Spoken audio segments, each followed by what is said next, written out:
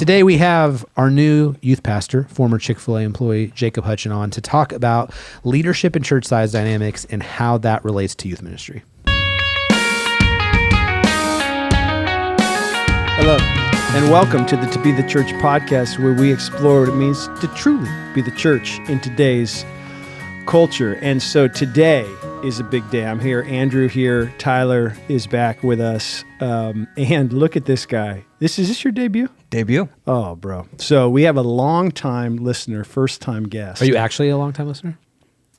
A pretty long time listener. Bro, Okay. religious. You didn't know Okay, this? no. His kids are religious. Oh, Ryan listeners. comes up to me and he's like, Yeah, he got a shout out before I did. That was That's right, I do that remember was that.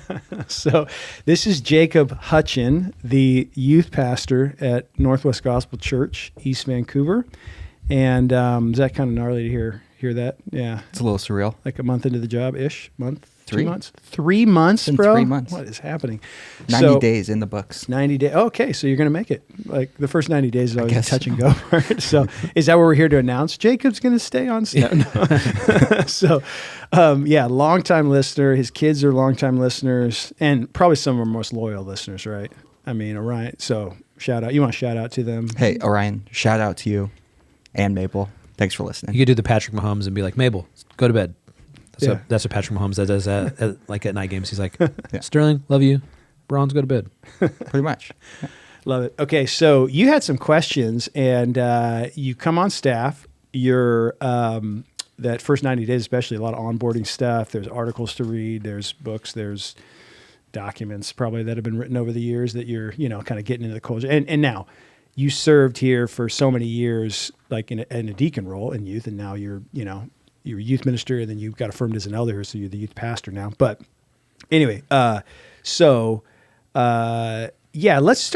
there though a little bit. Maybe orient the listeners to your journey, and then we'll go into why you're on here and what your thoughts are. How far back do we go? Yeah, dude, just introduce yourself. Introduce yourself to be the church world. Yep. Yeah, so I came to the Northwest here to open up Chick-fil-A. Me and my wife just got married. It was July 2016. We packed up and started life here in Vancouver to open up Chick-fil-A with as John Dabrowski, the owner of the store here. And so this has been life for us as a married couple. But You ended up here right away, right? In our church? Pretty much, yeah. Okay. We went to Qdoba across the street, and we're like, we need a church to go to because tomorrow's Sunday. And so there's a church. And At the time, Life Point Church. at the time, Life Point, yep. And so we went online, looked up, what it was about, and so we hopped in. And we were met by a bunch of friendly faces and future team members that were already on the team, and we had never met them before yet.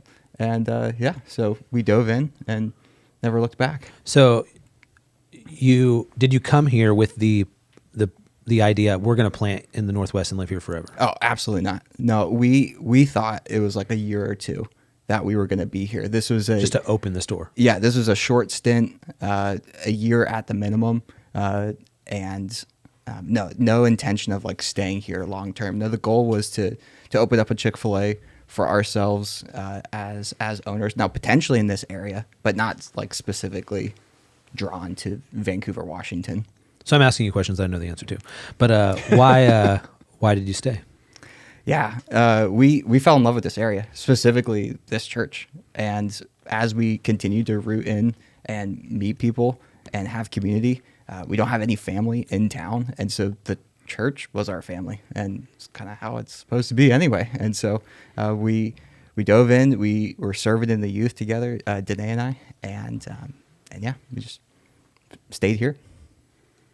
Kept going. And so, I think in your journey, you I mean, at the time, 2016, man, just thinking about all the people that you got in here and that were coming to the church at that time, and many of them still here, but like when you guys got here, a newly married couple, like in kind of the first church together, as it were, like as a married couple, kind of starting life together and ending up here, and so many other couples in that phase of life.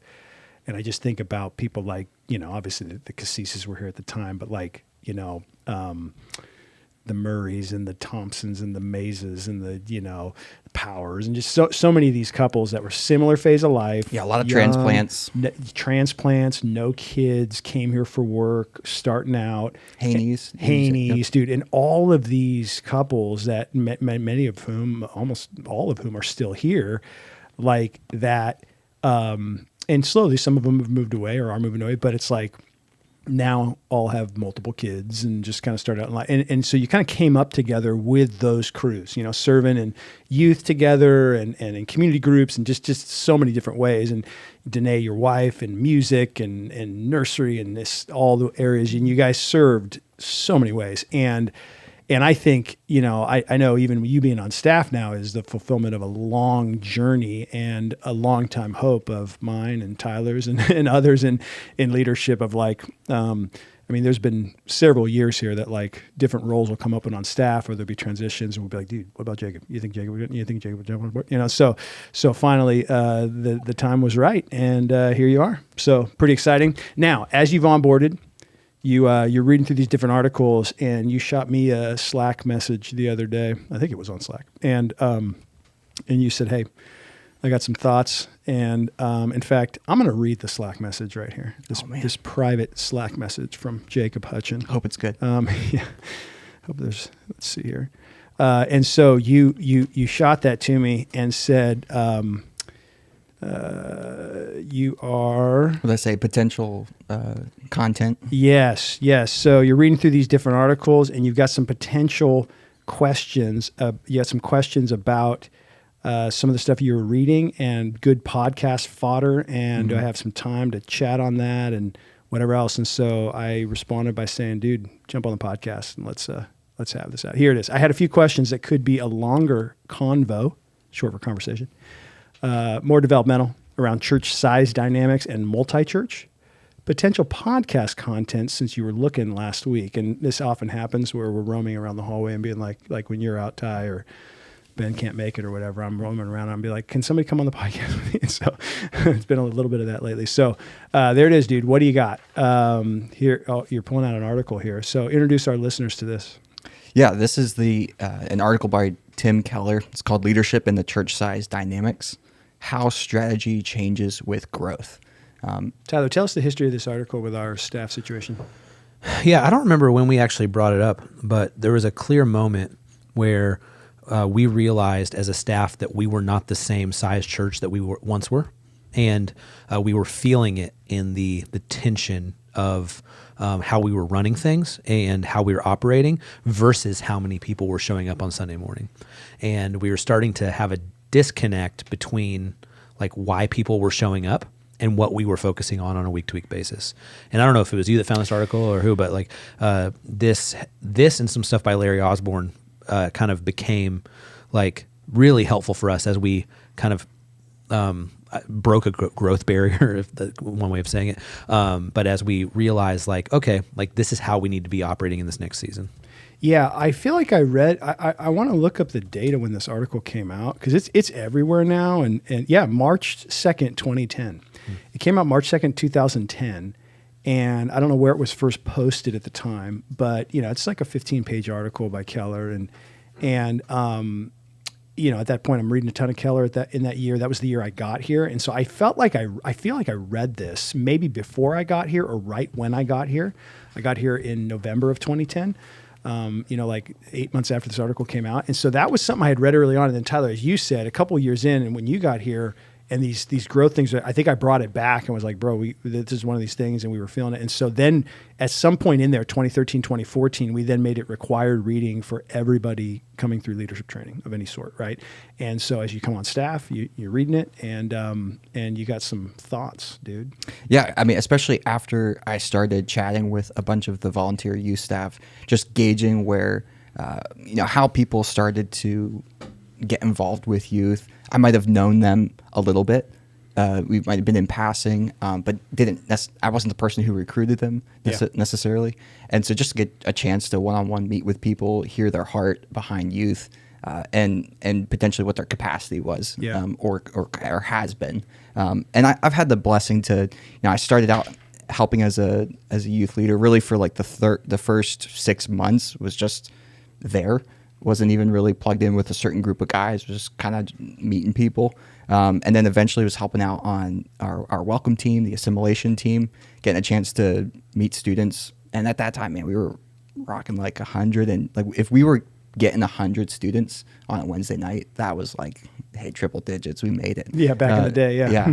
In the gym. Yeah. And then eventually started helping out with the student leaders as a deacon. I've had so many different pieces of the journey along the way to be able to know what these other volunteers are living on a day-to-day basis when they're serving. And so it's been great to just get to meet a bunch of leaders and really hear their story behind the fuel for why they're serving specifically in youth. And that's been great. But also like what their capacity is and what their gifts are. Yeah. That's been great to just hear those stories individually and start to piece together what are the roles that we need within youth. Because we don't need everybody to be just cookie cuttered the same. There's got to be different roles than just a small group leader, especially as we grow. Yeah. And so as I was reading this, yes, reading it through the lens of our church at large, or church as a whole, but also reading it, does this pertain to our ministry here as citizens? Mm-hmm. Is there a growth dynamic to where we're hitting 200 and maybe capped at that, where strategy-wise, do we need to change how we do things? And so I just kind of started asking some of those questions internally, especially as I was reading this. Yeah. It brings up an interesting subject, dude, because especially in a youth ministry where, Sunday or Wednesday night for most youth ministries, or whenever, Sunday nights or whenever they meet, but that primary sort of youth night is a lot like a church's Sunday, right? People come in, there's music. There's a gathering order. There's preaching. There's a bit of a liturgy. So it's a gathering, right? It's a church gathering of sorts.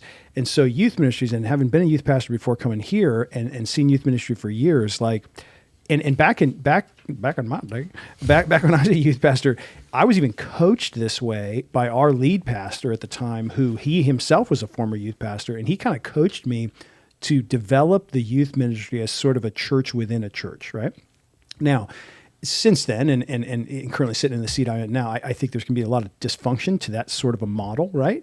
Where you're trying to develop a church within the church. I don't think that's super healthy at all, but it can develop that way. So there's the juxtaposition of like, you're reading leadership and church size dynamics, and part of you is looking at it through the lens of like, okay, our larger church is north of 1,500 now, and we're in this size, right? What he would call in the article probably like a large or very large church. And then you're looking at a ministry where you're coming in, you got 250 students on a weekly basis or monthly basis or whatever, and you're looking at it and going, okay, but there are strategies here where churches that operate under 100 operate a certain way, but then when they get to 250 and they start to get to this kind of 300 barriers and those type of things, they start to change their strategies. So how do I implement right? Is that what you're saying? And dissect what principles in this article apply to ministries within a church. Yeah. As opposed to just, we're reading this as a church in total attendance. Yeah, exactly. And so, because there's a way that you have to operate, being a part of the larger church, being one of the elders here, one of the pastors on staff, and operating in a very large church. And I always remember the final line of this. Let me look at the article. The final line, he says, dude, ultimately, a very large church runs on trust. That kind of final line of this is something that's stuck in my head for years and years and years. Because when I first read this at the church we came from, we were a very large church at that time. When I got here, we were what he would categorize as like a mid-sized church, not smaller. It was about 500, but like a mid-sized church. And then we've grown to a very large church. 400 to 800, I believe. Yeah, that 400 to 800 range, that kind of mid-size. But in that range, those first, and when Tyler got here, we were just south of that 800 range, and then quickly grew past it. And that's when we started to feel those shifts. And so, let's get more specific on like some of those. You got highlights there, you got questions there. So what are you looking at principle-wise specifically that you're going, let me think about this. Yeah, so a big thing that's come up has been how we develop a system for attracting and retaining newcomers. Because what we were able to do with 100 students, you're not able to do for 200 plus. Give specifics. The ability to just hang out after church or go to a quick service restaurant and just hang out in the lobby. Like we ain't bringing 200 kids there. Yeah. They'd probably hate us if we did that. But you can take 40 kids. You could at most maybe 50. So that dynamic of where you get that personal connection and camaraderie with a smaller group of people, figuring out how to do that within our group of 250, how we're able to frequently do that in a semi-systematic way, that's something that we're trying to figure out right now, how to be able to do that. Tyler, like I'm just remembering that article, and it's actually been years since I read it, but I think I read it so much in those early years that a lot of these principles are sticking with me that, like, I think they are. Jacob, you might be like, nah, he doesn't say that. But the thought of like a smaller church runs on relationship. And I remember him talking about in there, like when you're in a smaller church dynamic and somebody's up on the stage and they're singing, like that, what some might call like kind of that level of excellence or that level of whatever isn't as big of a deal because you know them, they know your family, everybody knows each other. And so when Bertha is up there singing, or Matilda, like when that's happening, you're not like, oh dude, she didn't hit that E flat minor like she should have. Is that a thing, Cody? No. It's like, why am I alive? so but because it's like, it's relationship, right? And so there's there. And then you shift into mid-size and you're starting to be strategy and those things. And then when you get to big, it's vision. It's vision, it's mission. Excellence, mission. Yeah. It's those things, right? So yeah, speak to that a little bit in terms of that smaller dynamic and maybe how it manifests in those ministries. Yeah, I think too, the other piece of it would be, it's not just relationship with each other, but it's also relationship to the leader. And in that small dynamic, it's like everyone expects to have the relationship with the primary leader. And really, if the pastor of the small church isn't having relationships with his people, that's a big swing and miss. The larger a church gets, the less feasible it is for the primary leader to have relationship with everybody. And honestly, like, you can always tell the dynamic somebody comes from by their expectation of how close they should be to a lead pastor. And it works both ways. Like there are people at Camas Washougal, which is, has less people at it, that like are like, oh, I don't need to have a relationship with Ben. Because why would I have a relationship with the lead pastor? Yeah. Because of their previous experiences at a larger church where that just wasn't the thing. What that means though, is that the primary leader has to spend more time, with the leaders that are like with him, so that they can pour into the people and the people can have the relationship with them. And so the focus of the primary leader doesn't go from, it goes away from the 100 people that go to church here, not away. It doesn't like focus in on the 100 people that go to church here. There hits a point where it's like, okay, these 6 leaders who I'm pouring into, who are then helping me equip the 250 to 400 people that are here. So the focus of the leader changes, as things grow. And so it's still relationship. It's just, who's the relationship with? Yeah, dude. And I saw this because when I got to our old church called Evergreen up in Olympia, our youth ministry was about 100, right? If we would hit 100 on a Wednesday, it'd be like, oh man, it was 90 and 100 kids. And it grew over those years to hundreds of kids. So I went through that dynamic in 4 or 5 years as a youth pastor. And I remember, dude, in the early days, those 90 to 100 kids, I knew every one of their names. I was going to breakfast at IHOP with like a couple of the middle school guys or whatever. And breakfast with the bros or whatever, and I was doing that stuff. And then some of those kids who were 8th, 9th grade, by the time they got to be juniors or seniors, like I remember the disillusionment that they had toward me, a few of them, that like we hung out a bunch in the back in the days. But at that time when it's 2-3 times the size in the ministry, and now we had 50 to 70 leaders at the time. Like I inherited a few, most of them were gone. Within 6 months, I had 6 leaders left. My lead guy was like, hey, you're supposed to be adding leaders, not subtracting them. But it was like the culture had to change. And then we recruited in, what was the year, 2007. Jake Gamble was a part of this crew. In 2007, we recruited 38 leaders that year, and every single one of them started serving weekly, and every one of them was with me to the end, like till 2010, till we left. And most of them stayed on with Jake Gamble there after that. He was one of those leaders, but his friend in college, Curtis, and all these others. And so a guy who's now my brother-in-law, Josh, was in that crew. But that's the thing, is that changes. So the dynamic where you saw when you first got to Citizens, that personal relationship those kids were able to have like with Sam, and then whatever else. Where you're at now in Citizens, you're still reaching the students and your heart is still there for those students, but you're reaching them through equipping leaders. You have to spend so much more of your time in that leader phase, in that leader place, right? Relationship. Now, if you ever get to the place where like you have no care for relationship with students, or you've just lost that, you've lost the plot, obviously, right? So you're and I mean, speaking of this in my own schedule, even right now, I'm spending a lot of times with elders, and developing leaders and staff members and those kind of things. But I had lunch today with a dude who's been in our church for 2.5 months. Like they're brand new. They're not members, not in leadership. They just got to our church. And that was somebody that, connected. He baptized a couple of his kids and whatever else, met him back. And I was like, dude, we should connect. We should do lunch, right? And do it at the church. And so that's the people come in now. I can't fill my entire calendar with people who are brand new because then I wouldn't have any time to spend with those leaders who are equipping those people. But we begin to tip in student ministry specifically, and you're already there at I almost said Foss, that was the name of our at Citizens. You're already there, where you reach students through equipping leaders, and so you become more of a leader of leaders or a leader of student leaders than you do specifically that kind of tip of the spear. This is to me the red flag at times with people's motivation to go into youth ministry. If they say, "I want to go into youth ministry," simply because I love students. I love being around students. I think, you'd be in good in youth ministry at a church of 200-300, right? Church of 500 maybe.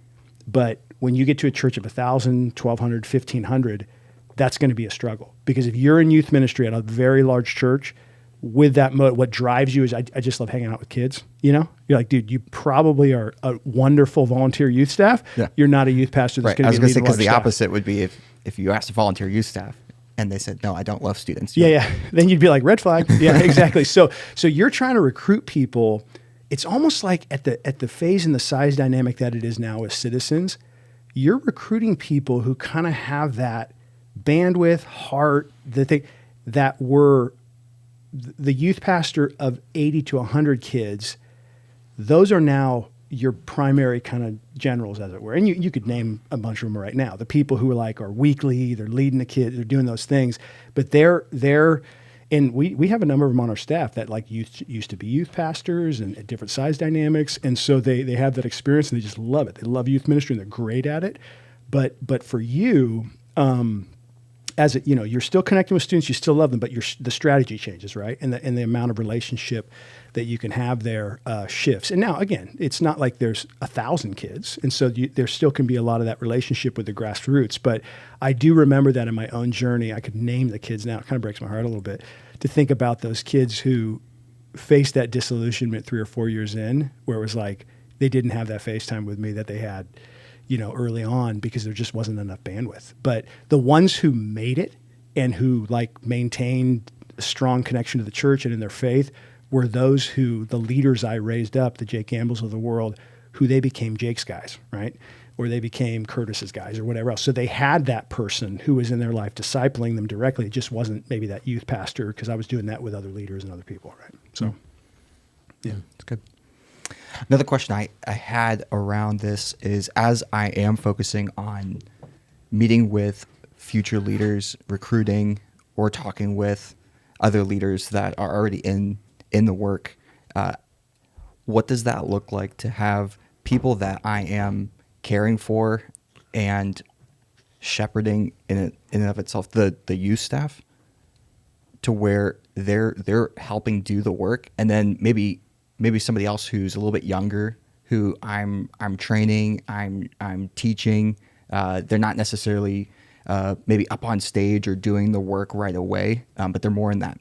Like, what would that time dynamics look like as I'm, is that 1-for-1? Not to put a number necessarily on it, but what that looks like to train and recruit. Then, if it's a total of, let's say, 50 youth staffers, then what does that look like to that time ratio, you think?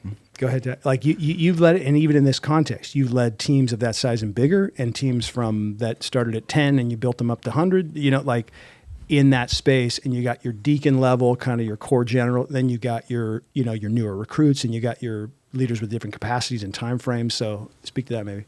Reframe the question, because I got an email that in the middle of that I had to read real quick. Sorry. You're the worst, dude. I know. He was saying basically, Hey, Ty, we're doing a podcast. So- like you're talking about the time you spend, it just can't be the same. Yeah. Yeah. And With kind of his core people. So say he has 50 youth staff, and within that there's a structure and let's say he has 10 to 12 that are kind of the core that are leading leaders alongside him or leading student leaders. Mm-hmm. And then he's got those new recruits, and he's got other people that are able to give some time to it, but they're not going to be weekly. And so what does that look like? What does the ratio of time look like that he spends with us? And maybe in more of like a developmental aspect, where I had to read a book in Chick-fil-A leadership called The 1 Minute Manager. And there was a spot where you had to direct new people. And then eventually it moved to a spot where I was coaching them. Mm-hmm. And then I was supporting them and then delegating. And that so like I could just give this to somebody. I'm delegating that to them. Yeah. I always viewed it less as like here's what tier you're at, so here's how much time I'm going to spend with you, and more as like, what do you need to thrive? And now I think I realized this with interns early on. Had an intern, actually, I was just texting with him last night. His name's Sean. And we were, so he was an intern, and there was a moment where it was like, how do I motivate him to do what I'm asking him to do? Right. And I realized that if I gave him like 30 minutes to an hour of just like bro time, just like hanging out, just like if I invited him to go to the music store with me, like when I was going, and we just talked, and I asked him how classes were going and all that, like that was motivation for him enough to like to stay on mission for a couple weeks. And so I realized like, oh, okay, like Sean just needs like that level of relationship. Got another intern, and it was very different. That intern was like pretty self-motivated and didn't need much in the way of like of that specific relational building. But what they did need was like the vocational training to do this well. And so it was like all the time was spent like looking at Planning Center, looking at the different like tools that we use. And it was way more time, even though the relational dynamic was very different.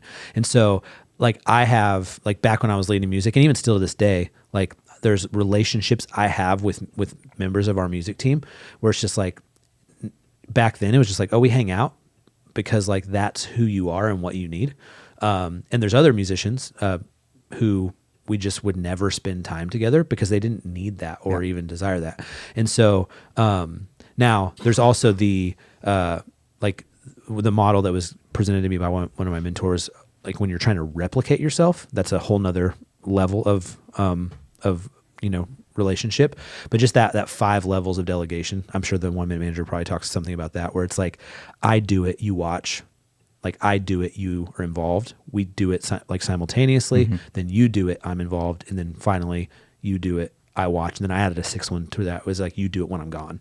Nice. And that 6th one's really important because there is still a crutch that when you're standing there watching them do it, that somebody that you're trying to replicate yourself with will jump in and like they'll be like, what should I do? What should I do? Even if you're not doing it. And or even just that internal nervousness that somebody's watching. Yeah. And that step is important, like to have the like, what should I do moment. But you also need to go one step further and be like, I'm gone. You're doing it. And I mean, that's how for years, that's how I utilized all my vacations, was people that I was trying like that were at step 5 and 6. I'd be like, okay, like, sorry, Max, you can't leave for Christmas because I'm going to leave after Christmas and you got to like jump in and do music, because those are your opportunities to do it when I'm not here. So what's funny about that, dude, is when you're not there, that's when things will come out in them where like they would like more of who the person is and more of that dynamic. They're gonna be a little bit more themselves when that sort of mentor is not in the room, which is part of the process. You got to see the degree to which they're going to lead or whatever type of leadership it is, but you got to see the degree to which they're going to do that with almost with that seatbelt off a little bit, with that sort of like, yeah, dude, you're doing it now. So not you in the room, and they could still stay in, even if they're not looking at you, they could still stay in a certain lane. But then when you're gone, and I can remember early on, it's like when I would go on vacation and different people would lead the staff or do those kinds of things, and you could see ways that DNA would come out of people when they're put in those positions of authority that they're, right, when you're not in the room. So and not every person is the same. And so not to like even say that there's a specific way for every single person, because I think when I think about the people that I'm interacting with, it's figuring out what their level of care is for this, their heart behind what they're doing, their competency to doing whatever it is that they're doing, and then also their capacity, not necessarily their commitment, because I think that can be overused or blown out of proportion, but their capacity, because just because a youth staffer has a new baby or is going through a difficult season of work, it doesn't mean that they care less. Their just capacity is limited right now. And so I think that I use those 3 C's to kind of like help guide when I'm assessing somebody's need for my attention in their development. Yeah. Yeah. And when I was leading those kind of ministries, as you know, Ty kind of spoke to his thing of like what each person needs. I know for me, it was like, I just kept working at systems to figure out those type of things. And I always used Excel and spreadsheets, and the amount of churning on who am I recruiting, who's on that target list, how much time am I spending with these people, you know, and not necessarily tiering it up in terms of like this person's on this tier or this person's worth this much value. So that's why I spend it, not like that, but more in the way of like, I know this person has this level of commitment that they've said they can even do in this phase of life.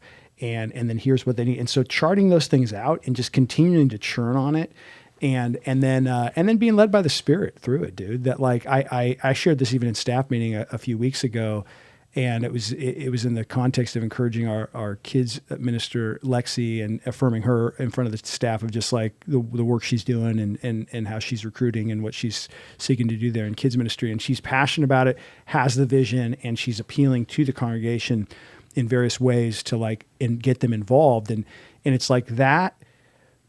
At the end of the day, there came a point for me in serving in church ministry as a youth pastor where I realized that like every single one of these meetings, you know, that's quote unquote on the clock, every single one of these work hours is not necessarily going to be spent with somebody who's like going to be a longtime core leader. And in the early days when I wanted to get leaders and I like inherited a rough team and it whittled down to 6 people, and I was like, man, I got to do my job here. In those 2007, in that year, when all that recruiting was happening, there were so many more people. The 38 who ended up joining us, there were like hundreds that I like connected with and spent some time with, whatever else. And I found along the way that it's like, it's not always a means to an end. Like meeting with people, connecting with them, trying to get them further involved and connected to an area that they could serve. It didn't always have to be my team, but just them getting through my connection as a pastor, getting a little bit deeper, having discipleship conversations when it was necessary, and spending that time equipping the saints, right? And that might not be that they land in my ministry or that they're going to be core in that, but that they're going to be serving Jesus and they're going to be further equipped to do that. Ephesians 4, equipping themselves, right? And so I think just it's a difficult job, dude. It's probably a weirder job than Chick-fil-A, right? Is it weird? 3 months in? I don't know if I'd say weird. Yeah. But is it how do you feel about like the difference in measurables to where it's like at the end of the Chick-fil-A day, it's like we sold this many sandwiches, right? Yeah. And it's very black and white. Yeah, and it's like our I remember you talked to me a little bit about like your like average order time, like and like trying to like make that as short as possible or whatever, you know, whatever. Like and that's even something that I've tried to do a little bit more of, like how can I make or paint a picture of some sort of measurables, because there are so many intangibles when you're talking about people and their spiritual health. Like you can't just pull a report on that. Yeah. Well, one thing you said to me early on that was really cool, and I just think it's just a great idea, is you were trying to assess like how engaging the sermons were on a Wednesday night. Like, is it capturing the 6th graders and the 12th graders? And so one of the things you decided to track was asking our security team to how many kids went to the bathroom during the service, and so just good. and guesstimating on their grade. And so it's like, you know, so it's like you have data now on like it was 7. I think we only did it twice so far, but it was 17 kids and we had 175, so it was about 10% of the kids went to the bathroom. See, dude, I could go all that. I love this. Like, do the work, man. It's like that's it. Like what you're doing there is like, who does that? Like, I've never even heard of that before. Like that idea of like, I'm going to find a measurable thing, because yes, you can't pull a report on the state of their soul necessarily, right? Like you can't. I mean, Jesus could give you that report, but like you're working for him and whatever else. But at the same time, I almost think ministry is a weird job, dude. It's like the work is never done and it's nebulous and it's like the lack of measurables, but we can do our best to implement those quantifiable things with leadership practices. Now, if we start to bow our knee to the altar of those things, we've got it wrong. But you don't have to bow your knee to the altar. You can put in place, and we talked about leadership and church work like a couple of weeks ago on the podcast, Ben and I, and it was funny. I had a conversation with your old boss, John Dombrowski, who's an elder with our family of churches, about that. And he texted me. He's like, dude. He didn't say dude, but he said he feels like leadership, like these are God's principles in leadership, and that almost like the business world, in any degree that they get it right, tends to kind of take principles that are already there biblically in God's word. And I'm sure you've heard that from him over the years, and that he believes there's not like business practices and church and good leadership practices separately. And that's what True Kathy was trying to build at Chick-fil-A, was a business that was built on biblical principles. Yeah. It's good, man. They don't call it Christian chicken for nothing. Closed on Sundays, baby. All right, so there it is, dude. That's a wrap on the To Be the Church podcast. Thanks, Jaeger. We'll have you back, man. It's my pleasure.